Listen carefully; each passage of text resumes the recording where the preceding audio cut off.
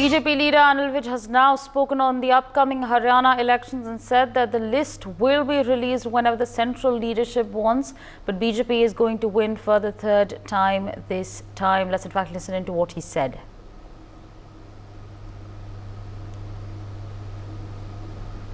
देखिए 55 नाम चुनाव जीतों की लिस्ट है और वो नाम देख के आप भी कहेंगे कि भारतीय जनता पार्टी डंके की चोट पर चुनाव जीतने जा रही है। बाकी नामों का भी जल्दी फैसला हो जाएगा।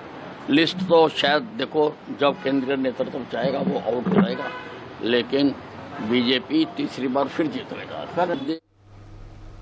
My colleague Sanjay is with us on the broadcast to give us more on this. Sanjay, of course, the BJP is slated to put out its final list for the upcoming Haryana elections. There's of course a statement that's now been made by Mr. Anil Vij. If you could take our viewers through the details that are coming in. बिल्कुल, खुद अनिल विज जो है वो Ambala cantt से उम्मीदवार हैं BJP की नई लिस्ट में। बीजेपी की 50 से 55 उम्मीदवारों की लिस्ट फाइनल हो चुकी है और उसको बीजेपी कभी भी अनाउंस कर सकती है, डिक्लेयर कर सकती है। इसमें कई सारे पूर्व सांसदों के भी नाम देखे जा सकते हैं। सुनीता दुग्गल को टिकट दिया गया, अशोक तंवर को टिकट दिया गया है, कैप्टन अभिमन्यु को भी टिकट दिया गया है। साथ ही साथ श्रुति चौधरी जो किरण चौधरी की बेटी, उनको टिकट दिया गया। मुख्यमंत्री को भी टिकट दिया गया है। सैनी साहब को लाडवा से टिकट दिया गया है। साथ ही साथ बीजेपी के जितने बड़े तमाम नेता हैं उन सब के नाम पहली सूची में, बीजेपी की पहली सूची में हमको देखने को मिल सकते हैं।